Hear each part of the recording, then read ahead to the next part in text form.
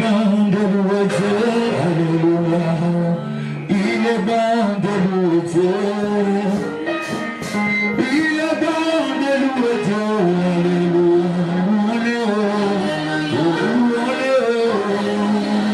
Il est bon de célébrer. Il est bon de célébrer. Il est bon de célébrer.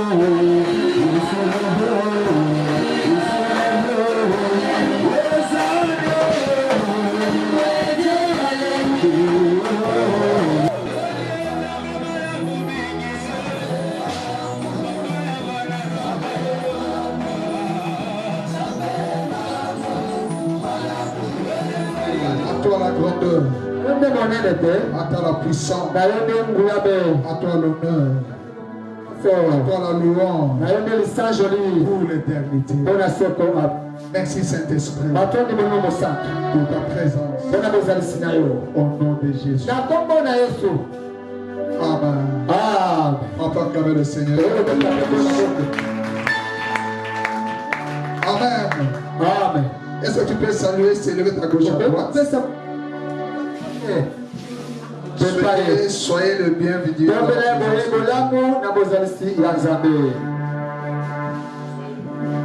Alors prends la Bible, on va lire la parole de Dieu.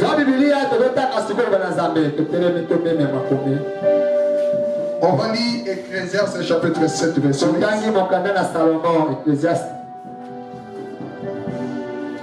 Ecclésiaste chapitre 7. À partir du verset 8.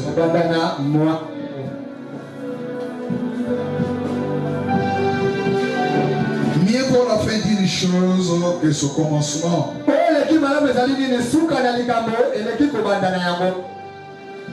Mieux vaut un esprit patient qu'un esprit hautain.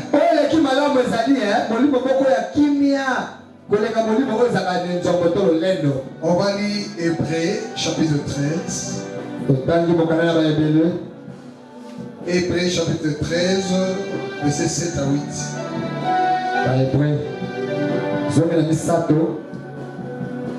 Souvenez-vous de vos conducteurs qui vous ont annoncé la parole de Dieu.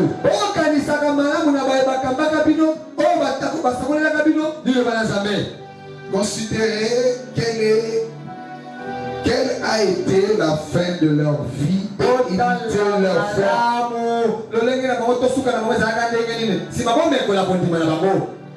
On prend Apocalypse. Verset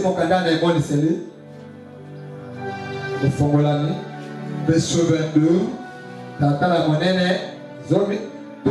13 à 16. Apocalypse 22, 13 à 16. Je suis Alpha et l'Oméga, le premier et le dernier, le commencement et la fin. Et ceux qui lavent les robes, afin d'avoir droit à l'arbre de vie, et d'entrer par les portes dans la ville. Dehors les chiens, les enchanteurs, les épidiques, les meurtriers, les idolâtres, et quiconque aime et pratique le mensonge. Moi Jésus, j'ai envoyé mon ange pour vous attester ces choses dans les églises. Je suis le rejeton et la postérité de David, l'étoile brillante du matin. Enfin, Apocalypse 21, 6 à 8.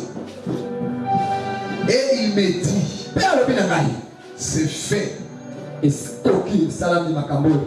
Je suis Alpha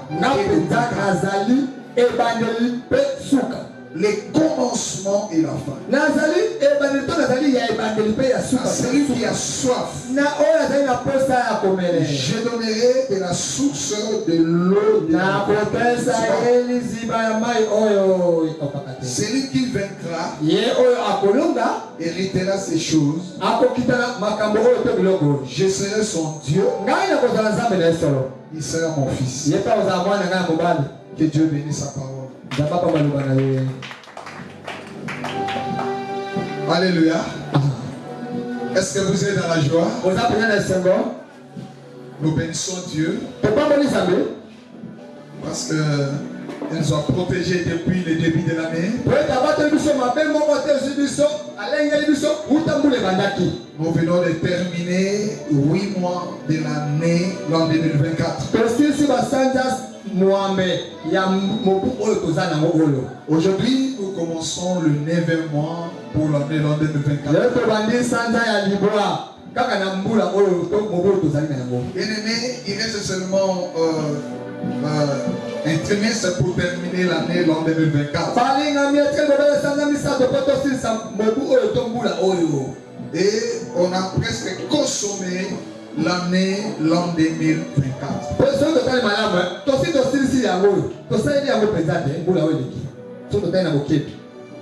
Voilà pourquoi aujourd'hui nous sommes vivants. Il y a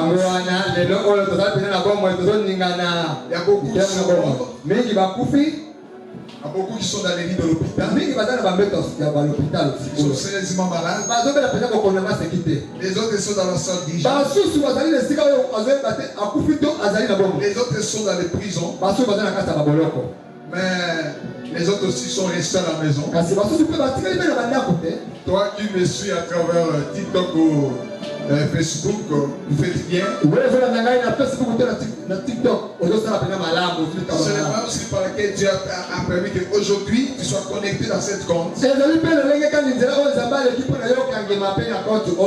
Pour que tu puisses recevoir la parole de Dieu. Allez, soyez prêts avec nous, connectés dans cette live. Là où il y a un homme de Dieu, il y a l'onction. Et sois connecté à cette onction. Et tu seras béni. Le thème de ce matin, nous parlons mieux vaut la fin d'une chose que son commencement.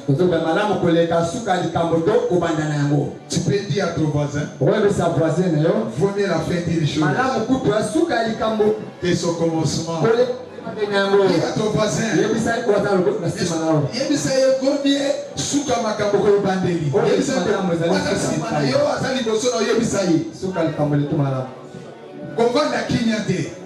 c'est un exercice que c'est de suivre que tu ne résistes pas, ne sois pas têtu.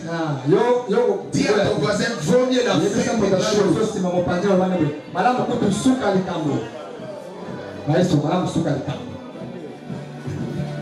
Amen. Dans ce thème, nous voulons découvrir quelque chose. Le Seigneur veut interpeller beaucoup de gens. Il y a beaucoup de gens qui ont commencé avec le Seigneur quand il était encore jeune. Aujourd'hui, le Seigneur a fait du bien. Il y a les autres qui sont aujourd'hui s'occupent de grandes fonctions dans nos pays et à travers le monde.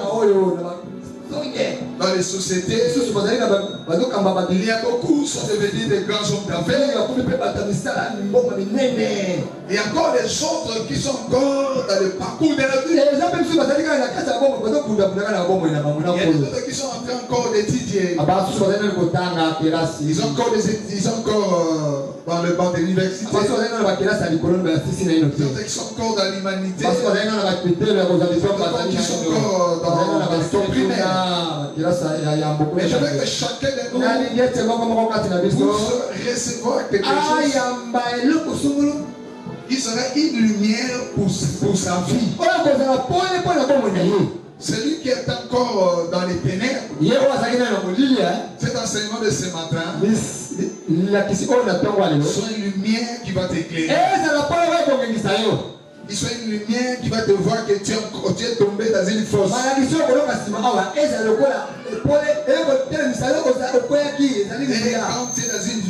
dans une fosse, et tu peux sortir. Parce que la miséricorde de Dieu est encore là. La grâce de Dieu est encore là. Toi qui es encore dans le bon chemin. Continue encore à se tourner par de Dieu. Et se conduire vers l'éternité. Toi qui n'as pas encore reçu Jésus, c'est le moyen que Dieu t'interpelle pour que tu puisses prendre une décision et recevoir Jésus. Et pour entrer dans la porte étroite. Et nous amènerait vers l'éternité. Alors, avant que je puisse commencer mon enseignement, je vais montrer un exemple. On avait vu dans Jeux olympiques de Paris en 2024. Et les jours d'ouverture,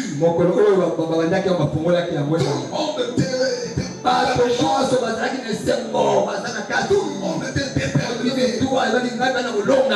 Et cette fois-ci, je dois rentrer dans mon pays avec une médaille d'or. Si je rate le médaille d'or, je peux prendre une médaille de bronze. Si je rate le médaille de bronze, je peux aussi avoir une médaille d'argent. On a vu tout le monde.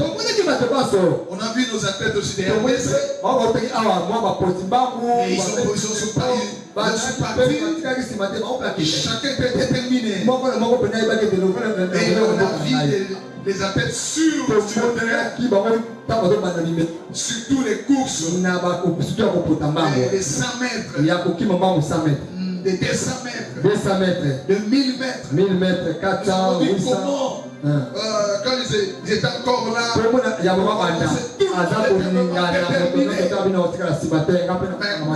la nuit était assez, on a vu les résultats. Alléluia. Notre Dieu, il est Dieu des débits. Il est aussi Dieu de la fin. Et dans notre tête, nous parlons, vaut mieux la fin d'une chose que son Dieu ne regarde pas de façon dont tu as commencé à prier, à servir le Seigneur.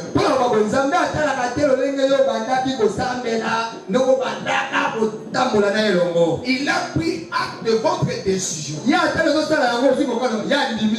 vous avez pris la décision de suivre Jésus, quand vous avez pris la décision de servir le Seigneur, il a pris acte. Mais il attend vers la fin. Il attend vers la fin. Quelle sera la fin de votre vie? Maman, quelle sera la fin de votre vie? Mon frère, quelle sera la fin de votre vie? Papa, quelle sera la fin de votre vie? Tu as bien commencé. La vie, c'est une course. Voilà ce que l'apôtre Paul dit dans il dit ceci. On peut lire Philippiens.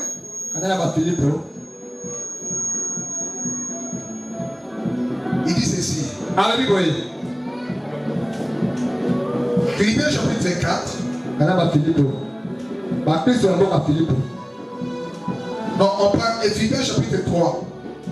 À partir du verset 12. Ce n'est pas que j'ai déjà remporté le prix. Que j'ai déjà atteint la perfection. Écoute. Mais je cours pour tâcher de les saisir. Parce que moi aussi j'ai été saisi par Jésus-Christ. Alléluia. Il court parce qu'il était saisi par Jésus-Christ. Toi aussi tu es saisi par par Jésus. Depuis le jour où j'étais né sur la terre, vous avez commencé le parcours avec Dieu. Un parcours avec Dieu. Mais le problème que je parle ici, c'est concerne tout le monde en général. Que ça soit païen ou chrétien. Mais en particulier, les enfants de Dieu. Amen.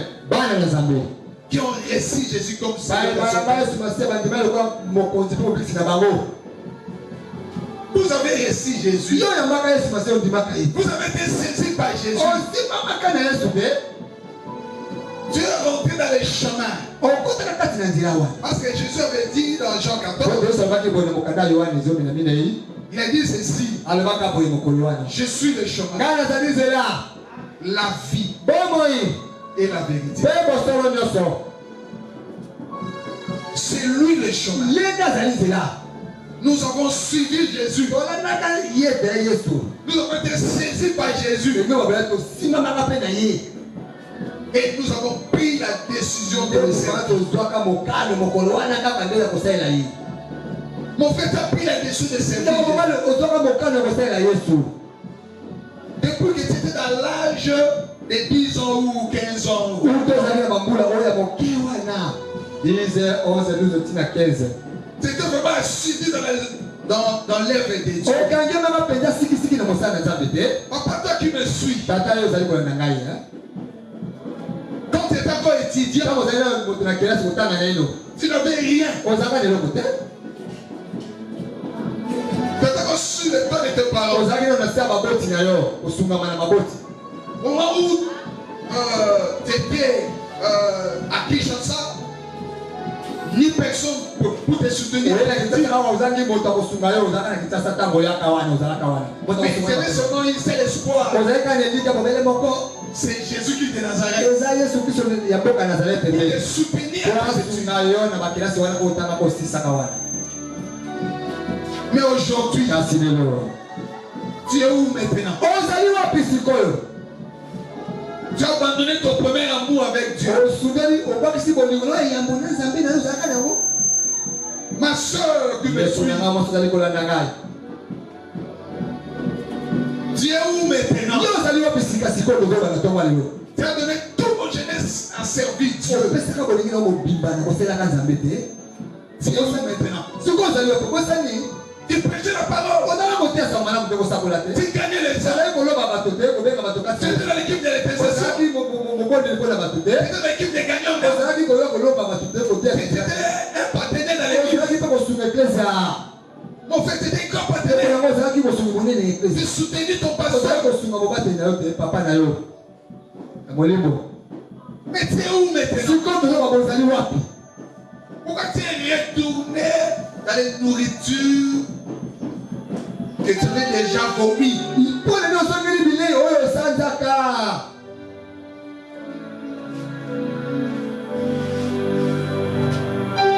Vous êtes encore dans le matin de votre vie. Toi qui me suis tant que jeune,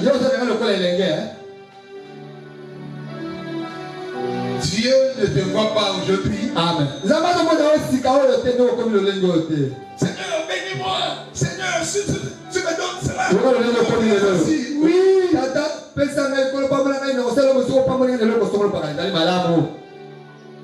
Dieu répond à tous nos demandes. Amen. Maintenant, pose la question. Quelle sera ma fin?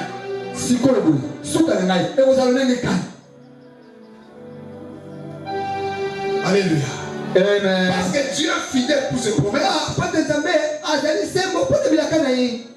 Depuis que vous avez reçu Jésus, il y a une porte qui est ouverte. Et Dieu est rentré dans ce chemin-là. Comme les gens disent, Jésus dit, je suis la porte. Je suis la porte de Dieu. Oui, il a ouvert la porte pour toi. les portes du salut, les portes de la grâce. Amen. Tu es encore dans le matin de ta vie. Tu as encore les titres. Tu as encore l'élève. Tu es en train de servir. Tu es en train de prendre des décisions. Seigneur, je voulais te faire ceci. Mais Dieu dit, vaut mieux la fin d'une chose.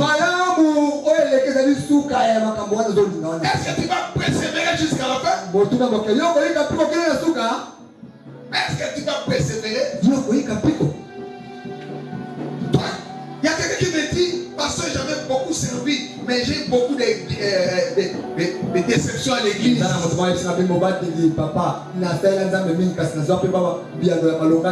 Pasteur, j'ai beaucoup servi, j'ai la déception de mon mari. Pasteur, j'ai beaucoup servi le Seigneur, mais j'ai la déception de ma femme. C'est pour cela que j'ai pris la décision de retourner au monde. Bien-aimé dans le Seigneur, tu ne sais pas à qui tu as cru.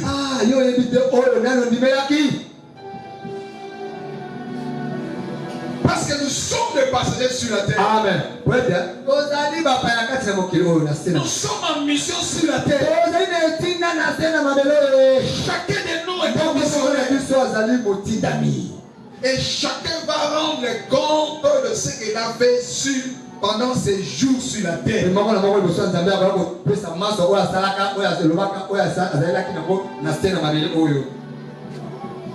Alors il faut poser la question.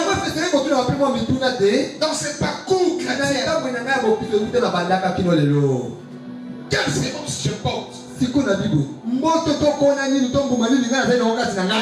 Parce que chacun donnera selon sa sémence.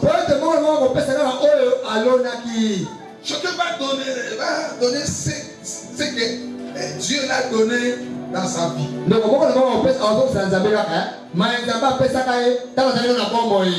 C'est bien de commencer avec Dieu. Mais il faut beaucoup prier pour que ta fin soit meilleure.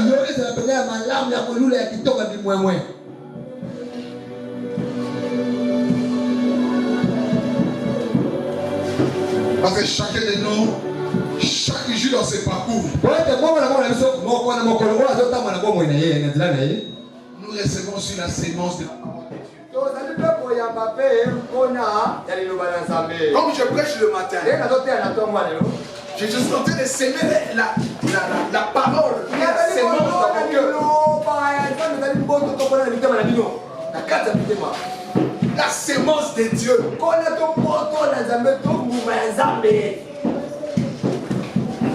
Mais pose la question, est-ce que la sémence de Dieu est en train de tomber dans une bonne terre ou dans une mauvaise terre?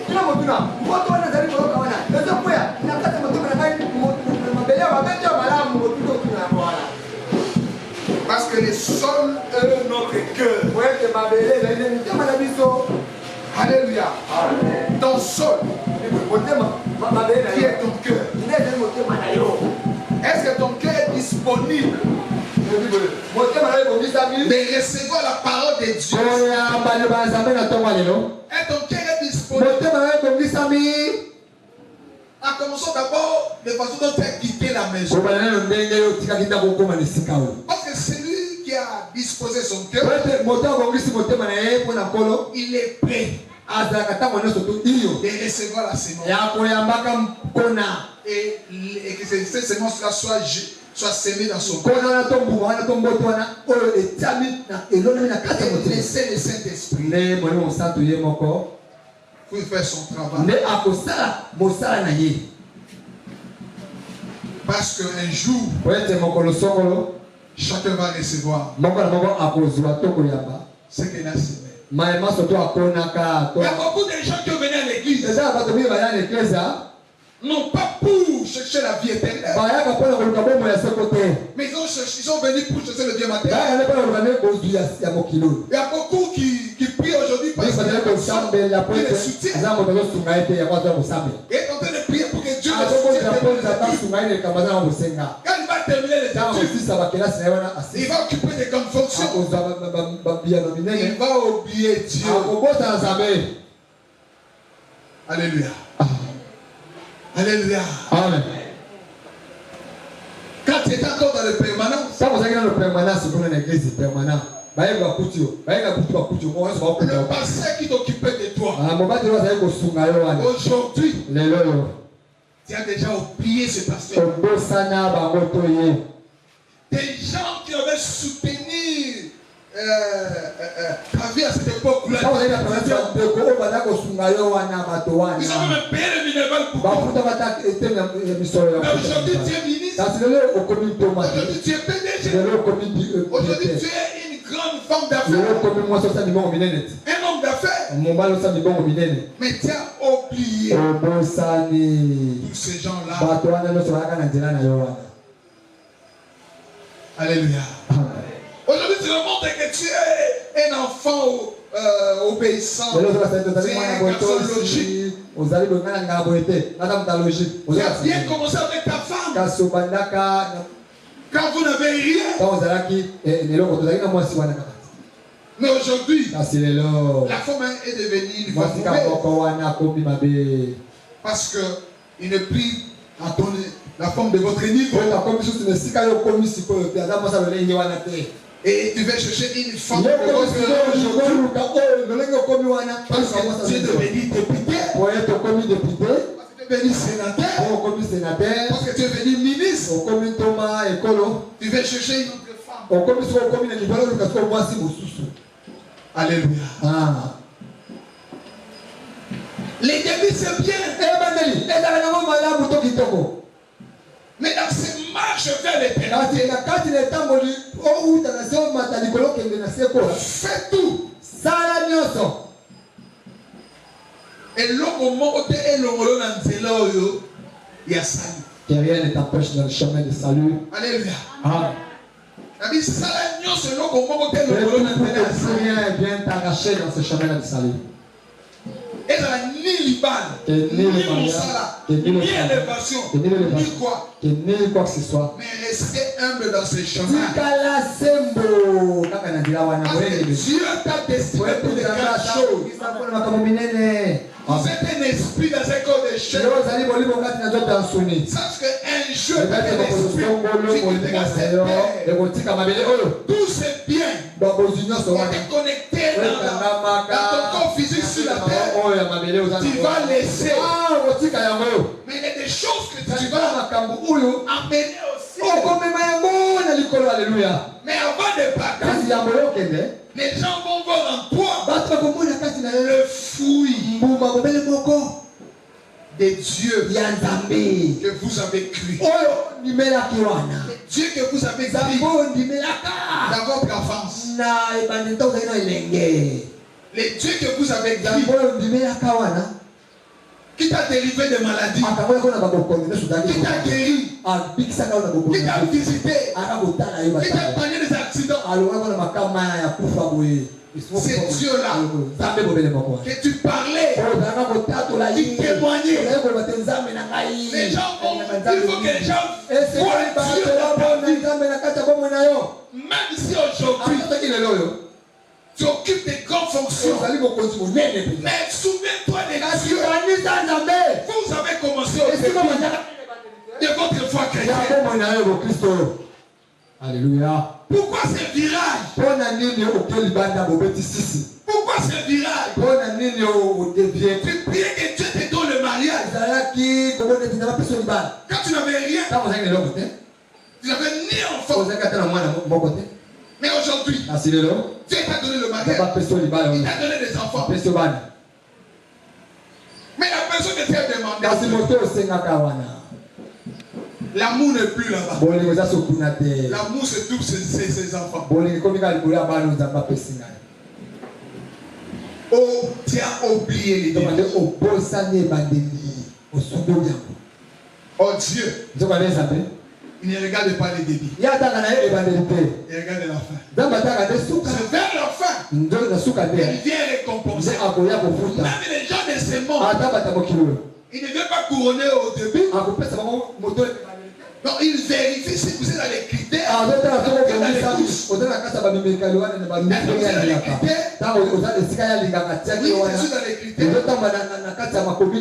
Est-ce que tu es prêt à respecter les règlements pour conclure dans ce concours? Oui, je suis prêt. Mais maintenant, il attend maintenant la fin pour couronner aux gens qui ont bien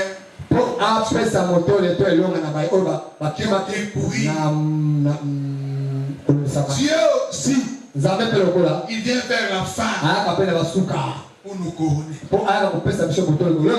Couronner chacun de nous. Ne croyez pas que Dieu voit tes douleurs. Il voit tes douleurs. Il va te pleurer. Il va tes sacrifices. Il coûte aussi tout ce que tu mérites. Parce que Dieu, il est le Dieu de vivant. Il n'est pas Dieu de mort. C'est pour cela. Le diable fait tout. Et les gens ne prient pas. Pourquoi? Parce que les gens qui ne prient pas sont comme les gens qui sont morts. Oh Dieu, il a besoin des gens qui parlent. Il a besoin des gens qui parlent. Ton père est là. Il vous écoute. Il va vous exaucer. Il ne dit rien. Dieu aussi ne fait rien. Parce qu'il t'a envoyé sur la terre. Et étant engagé dans ce travail, vous êtes son gérant. Il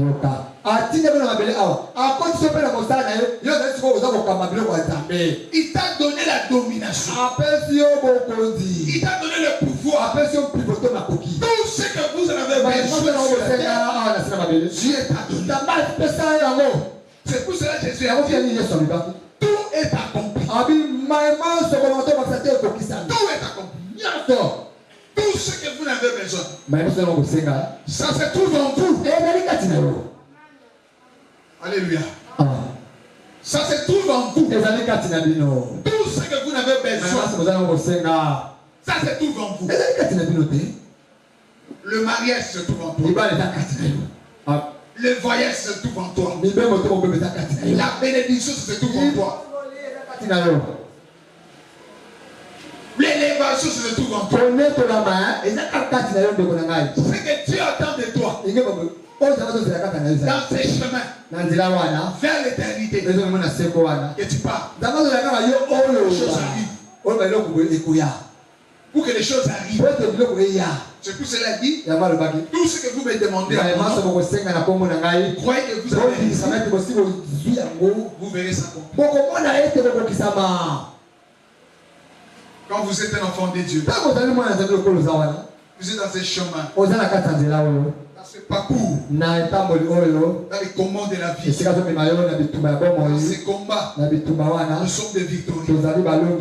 Dans ces combats, nous devons réussir. Dans ces combats, tu dois dominer. Sans le pouvoir, Dieu t'a donné. Les anges sont là. Ils ont besoin seulement que tu actives la parole de Dieu dans ta vie pour vous accompagner. Faire les réussites. Faire les succès. Parce que tout, Dieu vous a donné. Amen. C'est pour cela que vous êtes les gens de Dieu.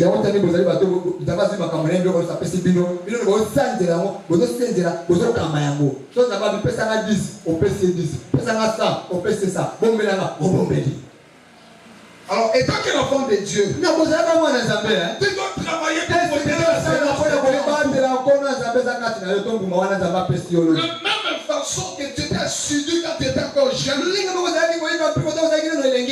la même façon que tu es encore jeune aujourd'hui. Et avec cette flamme-là dans ton cœur, vous devez les garder La fin ici, les jours où on va te prendre ton cercueil et on va les déposer. On va le mettre sur la terre. Et tout le monde viendra jeter ses mains et une fleur pour lui dire Papa Kende Nayo.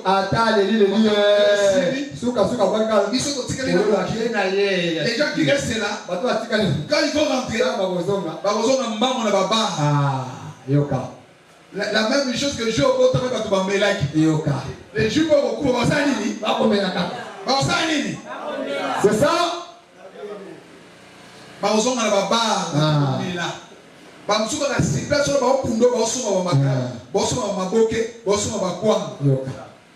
Pour te dire que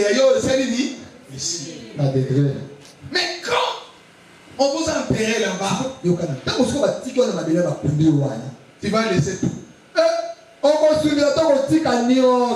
vas laisser la femme, tu vas laisser les enfants, tu vas laisser la famille, tu vas laisser les voitures, tu vas laisser les parcelles, les comptes à banque, tout ce que tu avais fait, les choses que tu as tué les gens avec le poison. Et tu as fait tout pour détruire les gens.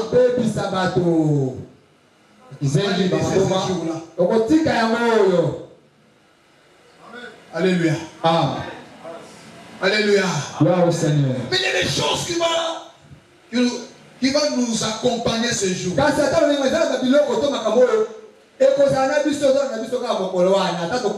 nous accompagner. On va lire l'Apocalypse 19 verset 8. 19 verset 8. Apocalypse 19, 8. Apocalypse 19 verset 8. Il lui a été donné à ses revêtures de fin lin.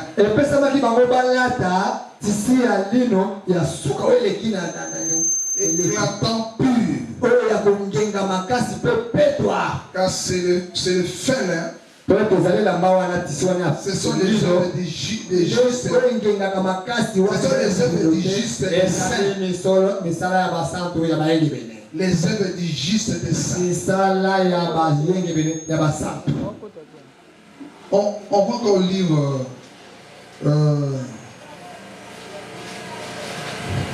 Galates 6, 7. Galates 6, chapitre 6. Verset 7. Ne vous y trompe pas. On ne se moque pas des dieux. Ce qu'un homme aura sémé, il est moissonnera aussi. Celui qui sème pour sa chair, moissonnera de la chair la corruption. Mais celui qui sème pour l'esprit, moissonneront de l'esprit la vie éternelle. Ne nous laissons pas de faire le bien, car nous sèmerons au temps convenable. Si nous ne nous relâchons pas, ainsi donc, pendant que nous avons l'occasion, pratiquons le bien avec tous, et surtout envers les frères à la foi. Ici, c'est la porte qui exhorte. Nous ne pouvons pas se tromper. Et il dit on ne se manque pas de Dieu. Ce qu'un homme aura sémé. Tu as sémé quoi? Comme tu es encore sur la tête, tu as sémé quoi? Quand tu es devenu l'autorité, tu es chrétien. Tu es en train de s'aimer quoi?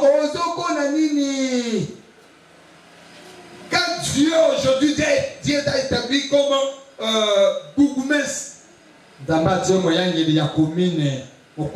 Il sème quoi?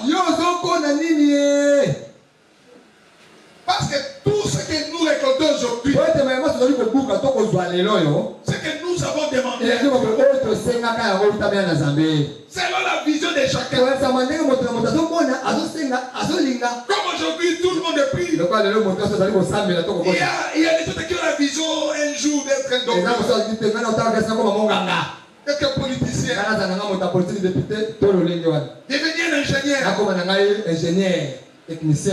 un avocat. Aujourd'hui, Dieu t'a exaucé. Vous êtes devenu un grand avocat. Vous êtes devenu un docteur. Vous êtes devenu un grand politicien. Est-ce que Dieu est l'amour de Dieu est encore dans ton cœur? L'amour de Dieu, cette flamme-là qui brille dans ton cœur, pour quand tu es encore étudiant, cet amour-là qui brille encore en toi, quand vous êtes encore fiancé, l'amour de Dieu est encore là. Quand tu as commencé à servir Dieu,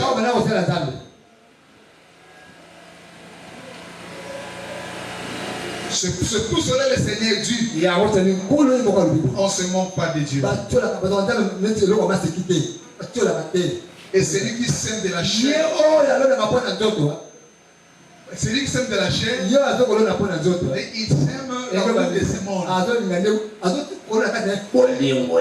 Mais quand tu servais Dieu, tu n'avais pas de voiture, tu n'avais pas de maison, tu n'avais pas de travail.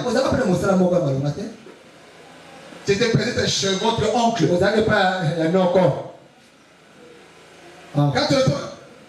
tu n'étais pas encore marié, tu étais encore chez vos parents, tu étais chez quelqu'un. Tu priais, tu gênais.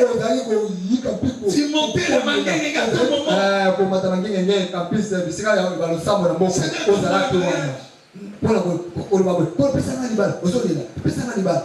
quand tu priais, Seigneur, guéris-moi. Guéris-moi de cette maladie. Quand le diabète est tourmenté, la maladie des reins est tourmentée, l'hypertension est tourmentée, le diabète est tourmenté. La maladie là, on cherchait partout, on ne voyait pas. Et tu étais malade. Tu m'écrissais toujours. À ce moment-là, tu priais, tu cherchais Dieu. Tu ne fouillais pas de veillères. Il n'avait pas des excuses. Tu invitais les gens chez vous. Le frère venait faire des veillères chez vous. Tu soutenais même les serviteurs de Dieu. Mais parce que j'avais quelque chose à demander au Seigneur. Aujourd'hui, Dieu t'a délivré. Dieu t'a guéri. Dieu t'a donné le mariage. Tu es marié. Vous n'avez pas des enfants. Tu cherchez Dieu partout. Tu n'as toujours pas les hommes de Dieu. Tu es supposé ton problème. Aujourd'hui, Dieu t'a donné des enfants. Tu es où? Dieu avait demandé, Adam, tu es où?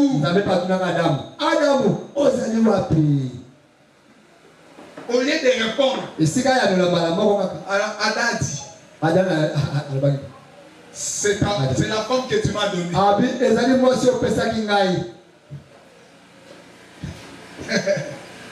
Alléluia. Tu es où? Tu viens de faire l'église? Au moment où je pars, tu es dans les bars. Tu es tombé dans cette live. Et comme toi, tu es en train de boire. Mais j'essaie au début de votre foi. Tu avais avait fui ces choses.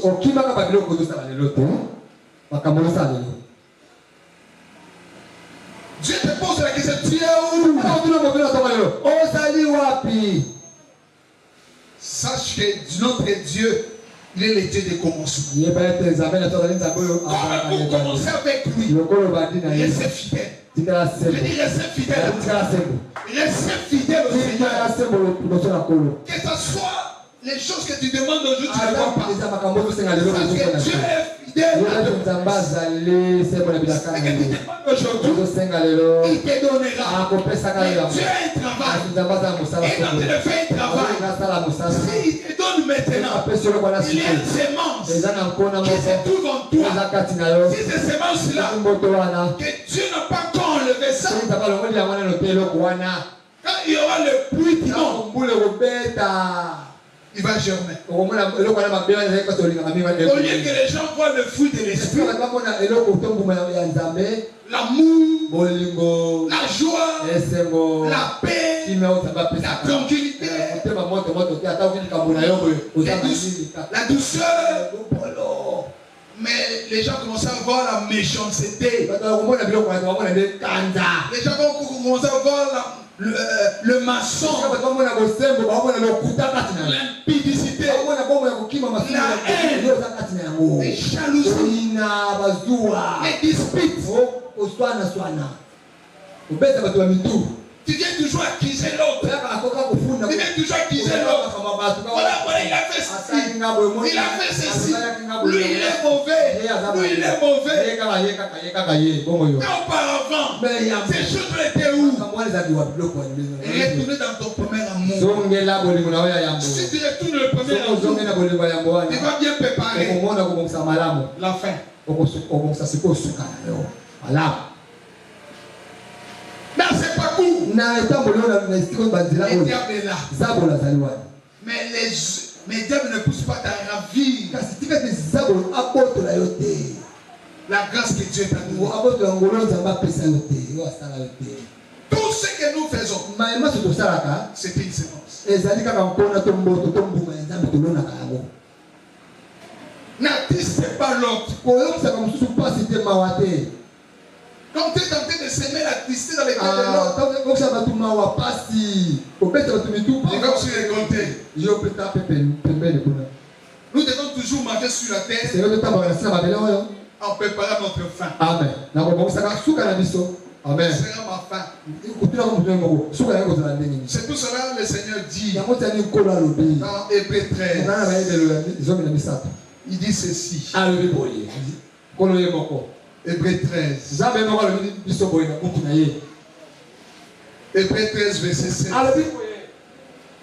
Souvenez-vous de vos conducteurs. Qui vous a annoncé la parole de Dieu. Vous a donné la parole de Dieu. Mais c'est dit souvenez-vous. Ça veut dire à chaque fois que tu es en train de marcher, tu te souviens des hommes de Dieu. Et deuxième chose. La deuxième chose dit, considérez quelle a été la fin de leur vie. Ça veut dire que le Seigneur dit, quand vous le souvenez, ça veut dire qu'il y a un vie dans la vie de la personne. Et quelle sera la fin de leur vie?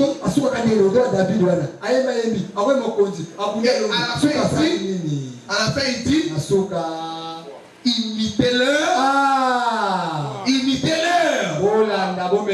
Imitez-leur quoi? Imiter leur foi. C'est-à-dire qu'il y a des hommes de Dieu, on ne peut pas imiter leur foi. Parce qu'ils ne sont pas modèles. Ils ne sont pas modèles concernant leurs œuvres. Les choses qu'il a fait sur la terre. Mais il y a des hommes de Dieu. Comme la Bible parle dans l'Hébreux chapitre 11. Voilà ce que le Seigneur dit. Il parle, exemple, on prend d'abord au verset. C'est par la foi. lors de sa vocation, obéit et parti pour un lieu qui devait recevoir. Il est parti sans savoir où il est allé. Dieu a donné un modèle. Dieu a appelé Abraham. Il dit sors de ta famille. Et Abraham est sorti, lui, sa femme et son neveu. Ils ont parti. Il a les risques. Il a pris son neveu. Il a pris sa femme. Il ne sait pas là où parce que Dieu a dit. Il a écouté. Il a obéi. Et il est parti. On dit par la foi. Ça veut dire que la foi paye. C'est que la foi aussi paye. Dans ces chemins, dans ces parcours, nous sommes maintenant vers notre fin sur la terre. Nous devons marcher avec la foi. Comme Abraham. Même aujourd'hui, je suis étudiant, mais j'ai la foi. J'ai terminé les études. J'ai la foi. J'ai trouvé le travail. J'ai la foi. Et je serai un grand homme. J'ai la foi. C'est un grand homme politique. C'est la foi. Et Dieu accomplira votre foi. Il a accompli la foi d'Abraham. Je serai parmi les grands hommes de Dieu. Oui. Dieu accomplira ta foi. Comme il a accompli la foi d'Abraham. Alléluia.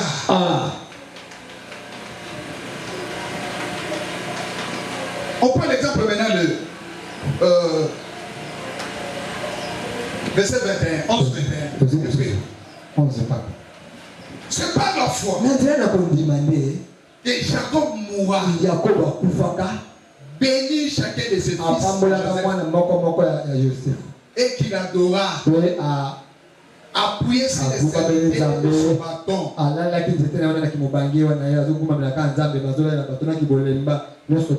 dit c'est par la foi. Il a prié pour le fils de Joseph. Il a pris Ephraïm et Manassé. Au lieu à Kozoloboka Mobala tient à côté à Yaya, Loboka Mobala tient à côté à Yale, il y a quoi de beaucoup à changer. À quoi de beaucoup à Mobala à tient côté Yale. Il y a moi aussi à Loboka. Alors tata maman dit ah non papa il s'est bon monté. Oh ça lek il y a vite na yibi le wana dosa. Amen. Au moment dosa là on a zakini aveugle. Azoka soupe mo kolo mo bange misu kama mzima na soupe. Ai ça ba ngolobi ba no bi bale na zui bango yanga na kotisi bango na ligne ya bana na. Pour les affaires ya yote tata. Babi c'est par la foi. Azota ndio na jana kwa déclarer. Ah il va mystère ici. Alléluia. Alléluia. Amen. Ça veut dire que ma déclaration prophétique au sein de la vie. Alléluia. Ils ont déclaré les lots. Ils ont l'oba. Le monde est créé par la parole. Tout ce que nous voyons est créé par la parole. C'est pas la parole que par exemple, et comme il dit,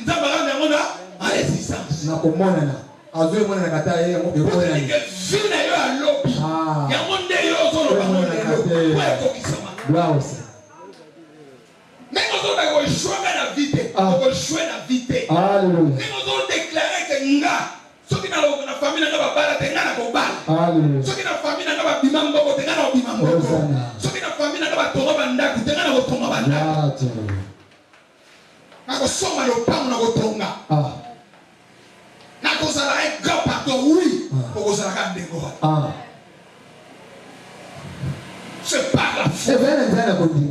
Jacob a prié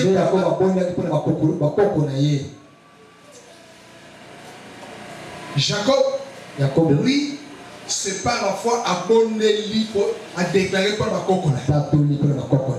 Mais Abraham, c'est par la foi à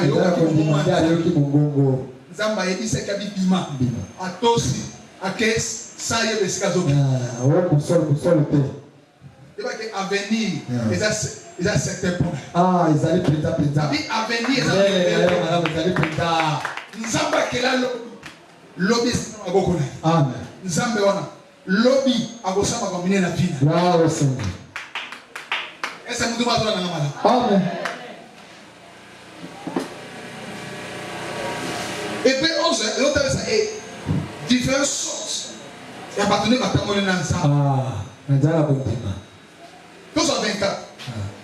Hébreu 11, 24. C'est pas la foi Nadjala Bondima que Moïse est devenu grand. Moïse a commencé mokolo monene na kolaki. Papa. Ok, on va et pas bateau balinga ba boma bino. Balinga ba la ba kolate. Mais nzamba sali ke au côté pas na bango. Ça dit que on va dire les cigares bateau bako comment le lobby. Ko ba lu. Est-ce que vous va savoir comment? Muto luki bino tu bo kufa. Parce que on va na ndako na yesu. Je vais découvrir que bateau balinga na boma bango moko na ndako na wasani. Abomode. Mais nzambe ona kopesi Moïse na ndako ya Pharaon. Oya lingaki bana Israël te. Après ki autre ba bana mibali nyoso. Mais à kopesi c'est par la foi que Moïse est devenu grand. Donc attends Pharaon Nzambe wana kotinga obatela. Amen. Nzambe akomisi na tobatela. Nzambe na mwana na mboka akomisi na kito batela. Nzambe akomisi na diplôme na batela. Na kotana université. Nzambe akomisi na wa pesa na licence. Apesa na musala. Azana nga. Oh là. La vérité, c'est par la foi. Comme Moïse était sûr. Donc suivez à sa tête. Comme nous avons la condition. Amen. Nous avons la personne au Liban. Après mon bal, on a changé. Yo sera fidèle. Ah. Le bal a pas dans la kisi. Par la foi. Na zone on est dans le panzan. Attaquer à Ozonga. Ah. Attaquer à Ozonga. Pour nous la gauche au Misai. Nous avons la capable de ramener. Nous avons la capable de péter ce que la zone. Attends-moi ça comme une gauche à droite. Comme une douce à terre. Nous avons la sanité qui est capable de goûter dans zela. A goûter qui ça y est. Attaquer à toute la à toute la nuit. Ah, kota oh, n'est-ce pas? A Ozonga. Vers son premier amour. Est-ce que vous voulez ya bezalaki? Laissez-moi comprendre que na kenaki na nzela ya mauvais chemin. Et la foi. Zana bondima kaka. Que dans ce chemin. Et puis quand tu n'as oh. Que j'ai commencé avec Jésus. J'arriverai à la fin. Na koma na suka na yango. J'arriverai à la fin. Na koma na suka.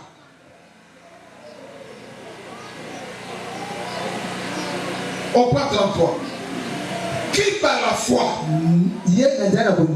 vaincu des royaumes, exercer la justice, obtient des promesses, semer la guerre des lions, atteindre la puissance du feu, échapper au tranchant de l'épée, guérir de leurs maladies, fut vaillant à la guerre, lui enfuir des armées étrangères. Donc, il y a des cris. Nenzela kondima. Elo msute. Akandi bakoti siena ba lion. Babi yo zela. Ba lion ba kolia l'histoire des aussi. Bazu bakoti siena ba bandi ba omela masanga. Babi atanda lion. Oto ba lion sa. Babi azo panza eka. Sili na yekuna. Yekuna sili. Oyo ba lion na bo solo. Il y a des tout. Lion ça va. Oh ça va. Bon. Alléluia. Amen. Oh. Avandi, Lion avandi. Oh. Lion. Quand tu fais quelque chose qui est une semaine au lit à terre. Pendant que tu vois que l'autre a au lit à terre. Pourquoi tu ne pas camarade? Bateau va te dire au poison.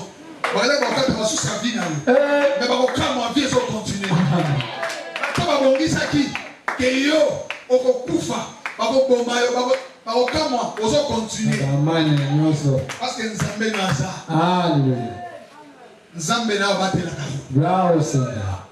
Ata baba kelo malade, zana bondima. Nzambe olongola. Oko continue ko sala Nzambe. Moto kanga pakuna ya zali te. Alléluia. Aka sala Nzambe moto ko tema pakuna zate. Yo sala Nzambe no na kimia. Sans problème na ba. Waza abo tia ala obstacle Nzambe ka. Alléluia. Gloire au Seigneur. Yo somo bakanga mai. Yo somo bakanga mai. O tie barrière au CP le ko la. Mais au cas où on a ndako siko la ni ma à côté de ku. Yo moko zimbama. Soko sale recte. Na mi na mai bakiteli. Na bakufa. Mais lekina na kimia, lekina yi. Pakuna est normal. Pakuna est normal. Ah, pakuna est normal. Nabi pakuna est normal. Pakuna est normal. Amen. Amen. Oh, ça va bien. Amen. Parce que travailler pour la fin. Quelle sera ta fin? Voilà ce que Dieu a dit dans l'Apocalypse. On va lire l'Apocalypse 21. On commence par 22. Il dit ceci. Verset 13. Après ce verset 13. Je suis Alpha et l'Oméga. C'est-à-dire que c'est celui qui détient les débords de ta vie. Il détient les débits. Il détient la fin. Donc dans le parcours là, il t'a laissé toi seul marcher avec lui. Il t'a donné la libre liberté de marcher seul et choisir le bien ou le mal. Si tu veux choisir le bien, marcher avec lui. Si tu veux choisir le mal, c'est toi. Mais la conséquence vers l'Oméga.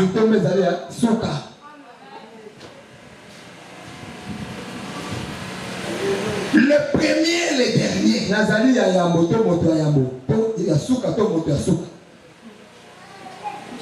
Le commencement et la fin.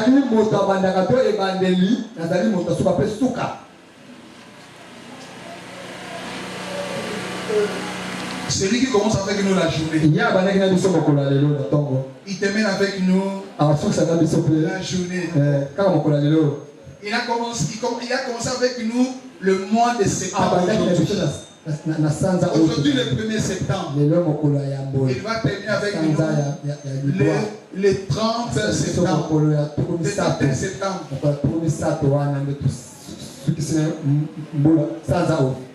Il va terminer avec nous. C'est-à-dire que celui qui commence, il est là.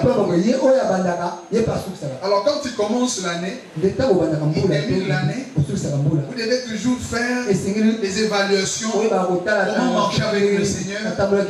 Qu'est-ce que Dieu a fait? Qu'est-ce que Dieu n'a pas encore fait?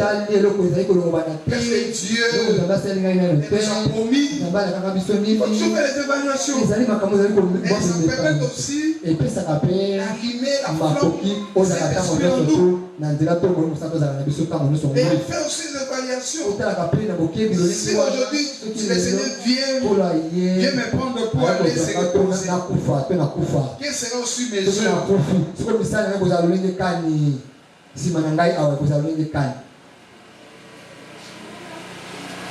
Il dit, aimer ceux qui lavent les robes. En fait, d'avoir droit à l'arbre de vie. Donc, c'est pas coup d'alpha. Nous devons toujours laver nos robes. Il dit, marcher dans la vie de sanctification. Et d'entrer par le porte. Nous lavons nos robes. La fille a droit à l'arbre de vie. soki tosokoli osuki wana te suki eza nini tozala na makoki ya kolia to ya kozala na nzete et entrer dans la porte de la ville. tokota nsima tokende kolia nzete suka C'est lui Jésus. ne Yesu Kristo. Mais il dit dehors les chiens. libanda bayimbwa Il te dit il n'a pas besoin des chiens dans ce chemin. Il n'a pas besoin des enchantés dans ce chemin. Il n'a pas besoin des impudiques dans ce chemin. Il n'a pas besoin de métrier.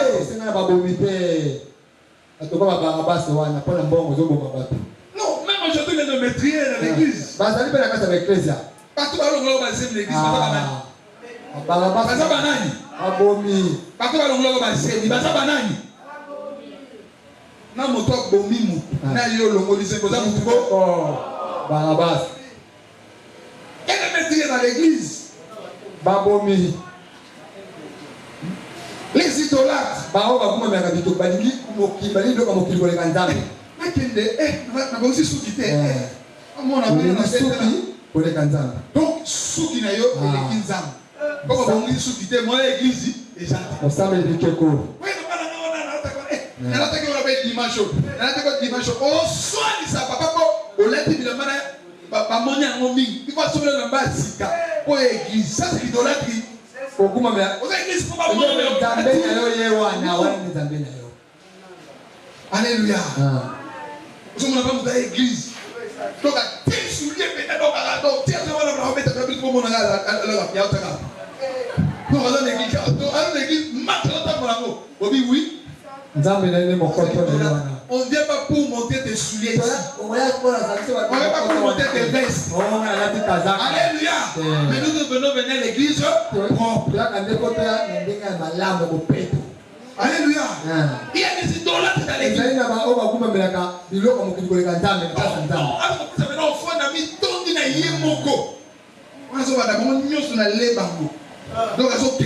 Donc, donc, nenga zo po ba tunyo so batala ye nenga zo peso offrande nenga ye église ko ya retard po ba tunyo so ba mona ye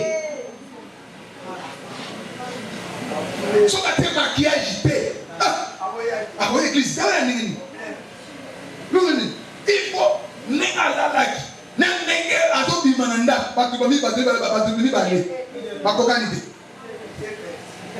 ba tu ba kokanité et l'ongio la mouka qui n'a met ne l'ongio a tiré maquillage pas que d'église le son hôtel gars on a mon sécurité je vais vous sécurité alléluia mais on va la solitaire mais on a tal me tourne mais oh abibi mon amour a dit Isabelle attendez mon mobile lo bana été au sim mama kamuna wana te le soka ni ko zane madame encourager la bozoko au sang. Mais sache que Dieu jugera les idolâtres. Mon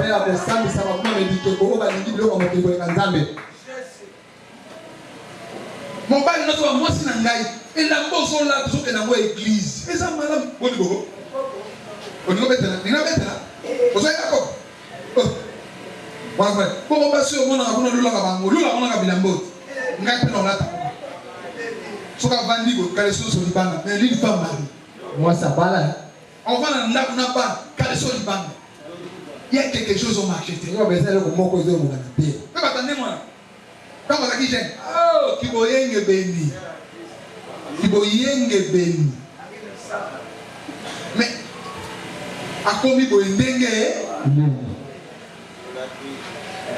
na mo bibo bibo mela fa. Oui, on bibo solo le bibo mala ko pita suka. Amen. Quiconque aime et pratique le mensonge. On doit faire les gars après à ça la le puta. Sans avoir mon colon. Moi Jésus, j'ai envoyé mon ange pour vous adresser ces choses. Dans les églises, je suis les rejetons et la postérité de David, l'étoile brillante du matin. Cette étoile-là, cette lumière-là, était montée dans ton cœur. Tu peux ça et continue toujours à regarder. Monte wana, lumière wana kati na yo. 21:6. Il me dit, c'est fait. Je suis Alpha et l'Oméga. Et commençons la femme. À celui qui a soif,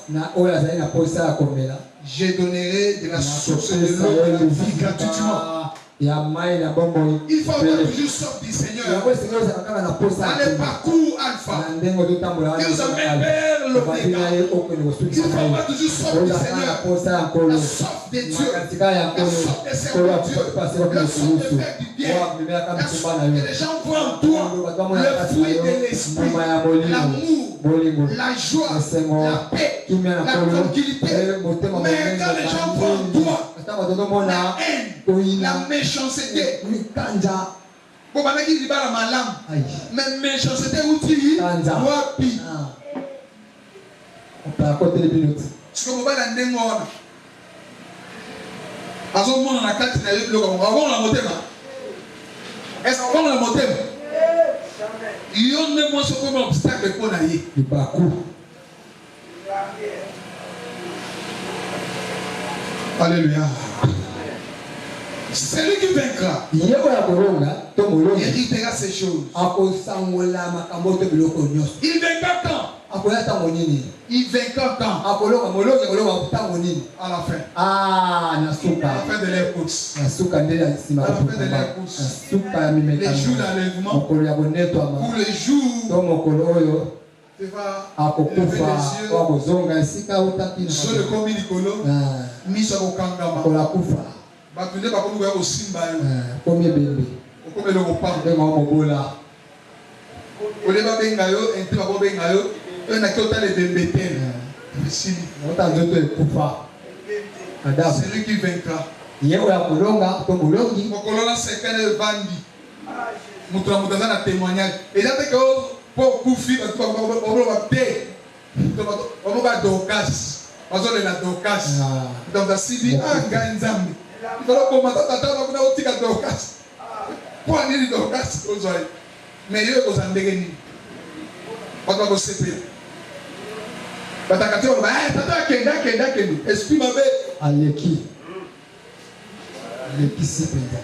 Alléluia. Yoka. Mais pour les lâches, les incrédules,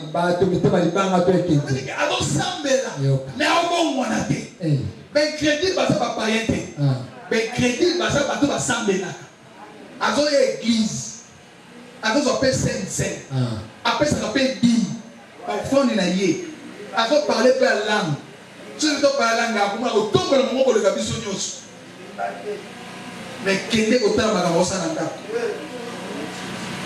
témoignage mobile. Témoignage moi aussi. Témoignage de beaucoup d'années. Oh, il y a solo prenez la salle.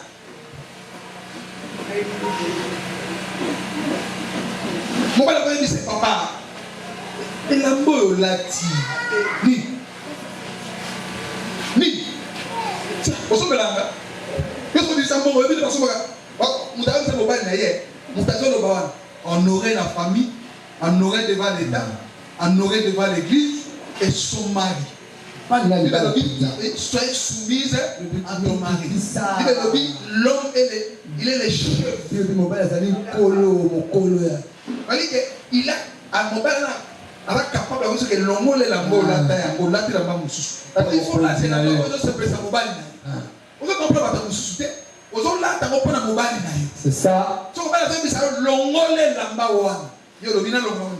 Ati no papa papa. Yo bi valé va sur la commencer là. Nous allons. Apôtre dit même mieux sur ta dans la salle. Alléluia.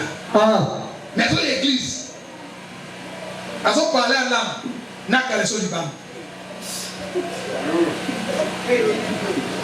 Quand on parle à l'âme, n'a qu'à les du banc.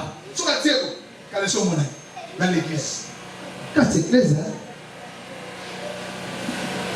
Dieu le dit, les incrédules. Les incrédules.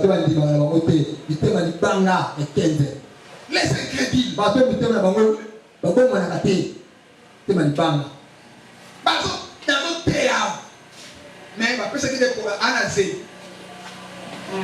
Anazé, alors on se trouve les bons. Mais nous avons terre. Nous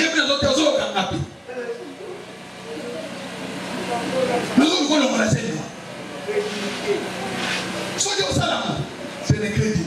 C'est ça. Alléluia. Il obéit aussi même au thème. L'église. Elle est crédit.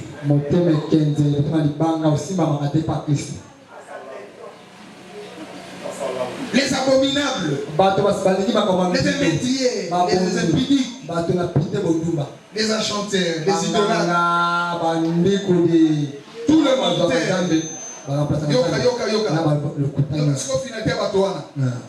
On dit l'air pas sera dans les temps en temps de feu et de souffle. C'est qui est le second mort. Amen. Au lieu d'aller dans la vie éternelle, tu persistes dans le péché pour que Soukanayo et Memayo na mort. Bien aimé dans le Seigneur. Voilà pourquoi ce bien commence avec Dieu. Mais enfin, Souka nous a dégainé. Souka, Mokolo Zoka ta motel, ne Mokolo wana. Souka nous mais vous avez dégainé. Aux acquis étudiants, serviteurs, au collège ministre, soula, ministre, au commis de bassin occulte, tu as laissé le bon chemin.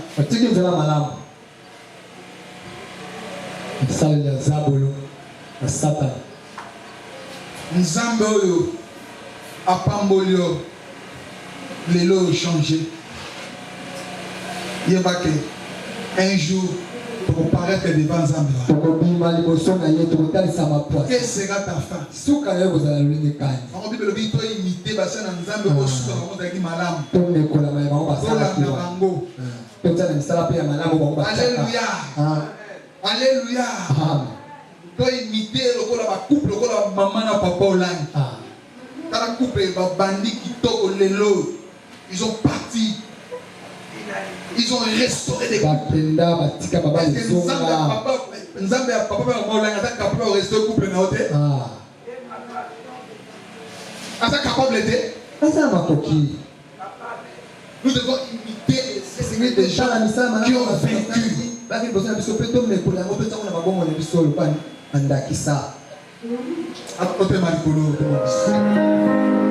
Il est bon de louer Dieu, alléluia. Il est bon de louer Dieu. Il est bon de louer Dieu, alléluia. Oh, il est bon de célébrer. Oh, il est bon de célébrer. Il est bon de célébrer.